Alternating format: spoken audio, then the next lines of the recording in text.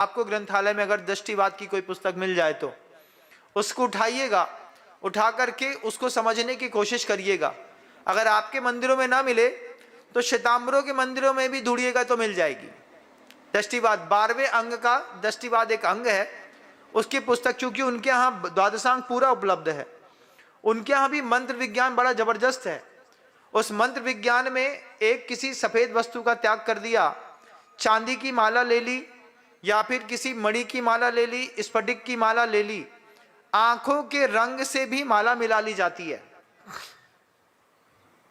माला लेकर के, मंत्र लेकर के सामने बैठ गए, विक्षिप्त व्यक्ति को वो जल पिला दिया सुबह, या फिर उसकी एक गागर पानी, गगरी कहते हैं, टंकी कहते हैं, जो भी कहते होंगे, तो पात्र में 5-7 लीटर पानी ले लिया, सुबह उस मंत्र से मंत्रित करके उसको, उस जल को उसमें मिला करके जब विक्षिप्त व्यक्ति को पिलाते हैं तो विक्षिप्त व्यक्ति की मानसिकता सही हो जाती है। 6 रोगियों के लिए मंत्र अलग होते हैं। मान लीजिए कैंसर है, एक बार होने के बाद दोबारा आपको रिपीट मार गया, रिपीट मारने पर डॉक्टर कह रहा है रिकवरी नहीं होने वाली है, तो उस रिकवरी के लिए कई बार मंत्रों का प्रयोग भी लिया जाता है। उस मंत्र को जब साधक को उनको मंत्रित करके पिला देता है, उसकी मान लीजिए ताकत नहीं है, तो उसके लिए उसके परिवार के लोग इस तरीके से विधिवत जब प्रयोग करते हैं तो इस मंत्र से भी आप अपने परिवार की रक्षा कर सकते हैं। जैसे धनंजय ने अपने पुत्र की रक्षा कर ली। पुत्र मरणासन्न था, मरा हुआ नहीं था, मरे को जिंदा नहीं किया जा सकता, मरणासन्न को बचाया जा सकता है। डॉक्टर कहता है भगवान ही मालिक है, उस वक्त तो कोई भगवान काम नहीं आएगा। जैसे ही जब जंगल में आग लग जाए उस वक्त कुआं खोदेंगे तो कुएं से पानी निकलना मुश्किल है। अलग अलग जगह पर कुआं खोदेंगे तो भी पानी निकलना मुश्किल है। 2 फीट यहां खोदा, पानी नहीं निकला, 2 फीट वहां खोद दो, फिर 2 फीट वहां खोद दो, फिर 2 फीट यहां खोद दो, ऐसे ऐसे 100 फीट भी खोद दोगे ना तो पानी नहीं निकलेगा। एक ही जगह पर लगातार खोदना पड़ता है। एक ही मंत्र को लगातार एक जैसी हठ योग की साधना के साथ साधक लगा रहता है, मैं इसको पाके रहूंगा। उसको जब मिलने लगता है तो उसको अपने आप समझ में आने लगता है कि अब मेरा काम होना शुरू हो गया। आप नहीं भी सोचेंगे, जब मैंने पहली बार खुदता हुआ कुआं देखा था तो मैं सोचता था कि कहां पानी निकलेगा, कब पानी निकलेगा, कैसे पानी निकलेगा। 28-30 हाथ जब कुआं खुद गया, अपने आप देखा कि एक मिट्टी नीचे ऐसी फंसी हुई है, उसमें से खोदने वाले उसने एक गिट्टी निकाली और गिट्टी के पीछे से जैसे पानी का फोर्स चल रहा है, ऐसा भल भला करके पानी बह रहा था। लेकिन आपको खोदना होता है, आप खोदे नहीं। आज किया था महाराज जी, कल नहीं किया, कल किया था महाराज जी भी, संडे को चले गए थे तो नहीं किया, तो वो साधना व्यर्थ होती है। कुछ साधक सटीक समय पर मंदिर आने का नियम ले लेते हैं। मान लीजिए सुबह 7:30 बजे आपका अभिषेक पूजन इत्यादि होता है, वे 5 बजे सुबह आ जाएंगे। 5 बजे से 6 बजे तक 1 घंटे तक वे अपने मंत्र को वहीं पर बैठ करके मंत्र जप कर लेंगे। बैठे हैं, मंत्र जप चल रहा है, सामने तीर्थंकर की प्रतिमा बैठी है, सामने भौरा बना हुआ है जिससे वर्तुल बन रहा है, वाइस बन रही है, सामने यंत्र रखा हुआ है, आपने कोई पासा बना लिया है, उस पासे को भी आप सिद्ध कर रहे हैं, उसमें आपने जल रख लिया है, उस जल को आपने वहीं पर मंदिर पर बैठ करके मंत्र जाप कर लिया। 1 घंटे तक मंत्र जाप हो गया। घर में व्यवस्था नहीं थी, मंदिर में आकर के कर लिया।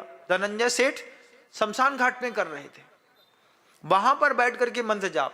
शुरुआत में संकल्प छोटा होता है, फिर अपने आप साधक धीरे धीरे धीरे अपने नियमों को कड़ा करता चला जाता है।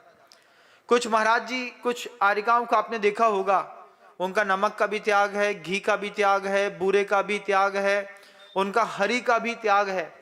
साधु को खिलाते वक्त श्रावक असमंजस में आ जाता है, इनको क्या देना है। उसके बाद एक अन्न का नियम है। अब एक अन्न का नियम है तो उसी की सब्जी बना दो, उसी की रोटी बना दो। अब वही चना उनको उबला खिला दो, उसी चने की दाल बना दो, उसी चने की रोटी खिला दो, खाएंगे वो सिर्फ चना और कुछ नहीं। उस वक्त वो अपने साधना के समय पर चल रहे होते हैं। जब गुरुओं से इस तरीके का निरंतर एक आहार, एक उपवास का कोई संकल्प ले लेते हैं, कोई एक अन्न का आहार ले लेते हैं, उस एक अन्न औषधि में 4 महीने, 6 महीने, 1 साल, 13 महीने 17 महीने तक चल करके वे साधक इस तरीके के मंत्र को अपने जीवन का एक आकार देकर के अपनी शक्ति को पुष्ट कर लेते हैं। कहां मिलेंगे मंत्र, कहां मिलेंगे वो साधक, मैं पूछता हूं। मंत्र तो यहां मिलेगा, साधक कहां मिलेगा? मंत्र है, साधक कहां है? महाराज जिनको सिद्ध हो गए वो वहां है, और जिनको सिद्ध करना हो वे पहले समझदारी से समझ लें कि भैया मुख शुद्धि का व्रत हम ले पाएंगे कि नहीं ले पाएंगे। यहां से मुख शुद्धि का व्रत लेकर के गए बाहर, महाराज जी कुछ ज्यादा नहीं, बस 2 फुल्की खा ली अचानक, क्योंकि हैं तो गृहस्थ। फिर फुल्की खा ली, फिर याद आया ओ हमारी तो जाप चल रही थी, हमने फुल्की खा ली। तब जाप चल रही थी, फुल्की खा ली, तब तुम जानो महाराज कुछ न जानेंगे।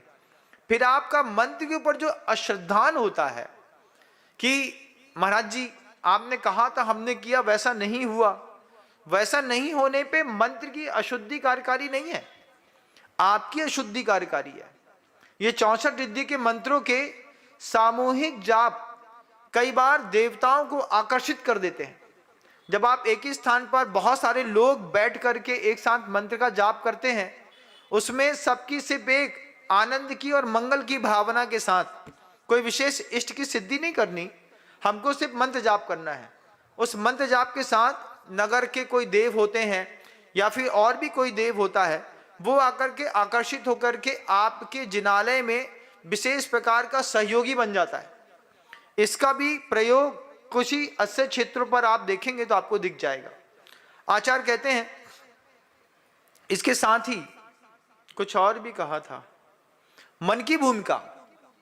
मन में कल गई थी मैंने इस बात को, जितने देर तक आप मंत्र का जाप करेंगे उतनी तेज तक आप कोई भी विद्वेषण, मारण, उच्चाटन वाली कोई भी मंत्र या किसी व्यक्ति का चिंतन नहीं करेंगे। किसी को मान लीजिए आपको हिंसा की भाव हो रहे हैं, तो हिंसा के भाव के साथ अगर आपने इस मंत्र का जाप किया है तो ये मंत्र बाद में आपके लिए हिंसक सिद्ध होगा। इसमें अग्नि उद्दीपन करने वाले जो अग्नि मंत्र होते हैं, मतलब तप रिद्धि के जितने भी मंत्र होते हैं, वे साधक पहली अवस्था में स्वीकार नहीं करता। सबसे ज्यादा बुद्धि रिद्धि के मंत्रों का जाप किया जाता है, क्योंकि सरस्वती लंबे समय तक मस्तिष्क पर स्थिर रहती है।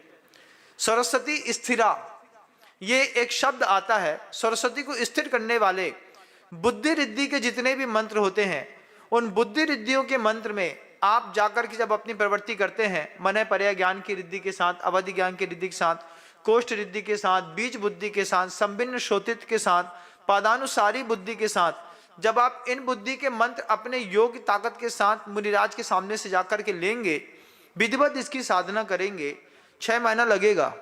ऐसा नहीं कि पहली बार में ही कली खाई थी, हर खाते ही साथ ही पेट को टटोल के देख रहे हैं, कुछ गुड़गुड़ तो हो ही नहीं रही है। तुमने कहा था हर खाते हैं तो पेट साफ होता है, हर खाने के बाद पेट में पचने पे हर को लगता है कि नहीं लगता है, टाइम भी लगता है।